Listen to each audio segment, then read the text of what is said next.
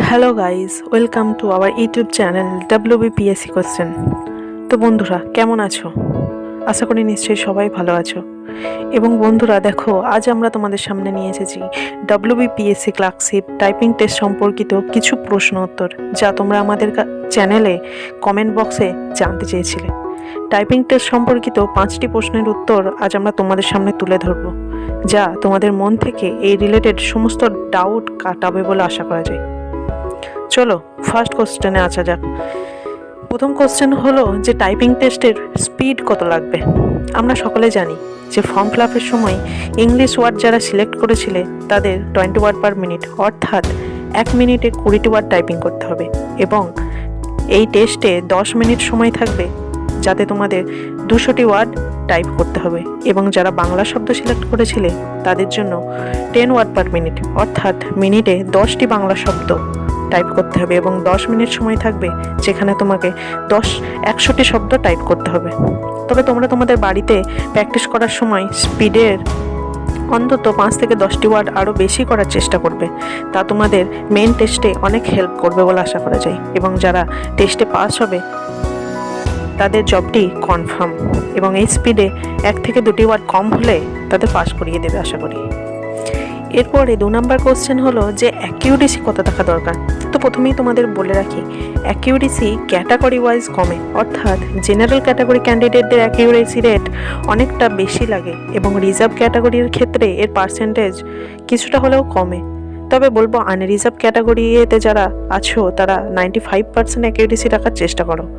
100% হলে তো খুবই ভালো। এবং যারা রিজার্ভ ক্যাটাগরির তারা 90+ রাখার চেষ্টা করো, তাহলে তোমরা টাইপিং টেস্টে খুব সুন্দরভাবে ক্লিয়ার করতে পারবে।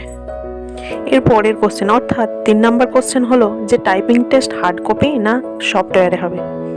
এটি মোস্ট ইম্পর্টেন্ট কোশ্চেন। তো আমি আমার পার্সোনাল মতামত থেকে বলবো যে আগে LDC অর্থাৎ লোয়ার ডিভিশন ক্লার্কের এক্সাম যা 2016 সালে হয়েছিল, সেখানে হার্ড কপি দেওয়া হয়েছিল, অর্থাৎ 200 ওয়ার্ডের একটি প্যাসেজ দেওয়া হয়েছিল, যা 10 মিনিটে কমপ্লিট করার নির্দেশ দেওয়া হয়েছিল। কিন্তু এবারে আমার মনে হয় যে সফটওয়্যারে হবে, কারণ প্যান্ডামিক সিচুয়েশন তো আছেই, তাই মনে হয় হার্ড কপি না দেওয়ার চান্সটাই বেশি। তবে তোমাদের পরামর্শ দেব যে হার্ড কপি এবং সফট কপি দু রকমেতেই তোমরা প্র্যাকটিস করো, কারণ PSCর উপর নির্ভর করছে PSC কী দেবে। এরপর পরবর্তী কোশ্চেনে আসা যাক যে টাইপিং টেস্টে কি অনুপাতে ডাকবে। তো এই ক্ষেত্রে বলে রাখি বন্ধুরা, কিছুদিন আগে দেয়া এক নোটিশ অনুযায়ী বোঝা যাচ্ছে যে PSC 1:1 অনুপাতে ক্যান্ডিডেটদের টাইপিং টেস্টে ডাকতে পারে। কিন্তু আবার জানাও গেছে যে 1:1.33 অনুপাতেও ডাকতে পারে PSC। কিন্তু যারা চিন্তায় আছো যে আমরা টেস্টে ডাক পাবো কি ডাক পাবো না, তারা দ্বিধার মধ্যে না থেকে 15,000-এর মধ্যে র্যাঙ্ক থাকলে প্র্যাকটিস শুরু করে যাও। কারণ টাইপিং লিস্ট না বেরোনো পর্যন্ত কিছুই বলা যাবে না PSC কী করতে পারে।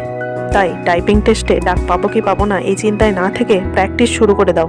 হয়তো লিস্টে নাম বের হয়ে গেলে প্র্যাকটিস শুরু করলে অনেকটাই পিছিয়ে পড়বে। এবং যাদের কম্পিউটার নেই তারা মোবাইলের সাহায্যে OTG কেবল দিয়েও প্র্যাকটিস করতে পারো। এরপর আসা যাক শেষ কোশ্চেন, অর্থাৎ যা হলো টাইপিং টেস্টের লিস্ট কবে বের হতে পারে। শোনা যাচ্ছে এই নভেম্বর মাসের মাঝামাঝি বা শেষ সপ্তাহের মধ্যে, অর্থাৎ 15 থেকে 25 তারিখের মধ্যেই লিস্ট বের হবে। তো বন্ধুরা, আর কোনো ভাবনা চিন্তা না করে জোর কদমে প্র্যাকটিস করতে থাকো। এবং সবশেষে বলি, সরকারি চাকরি সংক্রান্ত যে কোনো খবর সর্বপ্রথম আমাদের চ্যানেলে পেতে আমাদের চ্যানেল WBPSC কোশ্চেনকে সাবস্ক্রাইব করে বেল বাটনটি অন করতে একদমই ভুলো না। WBPSC question always with you.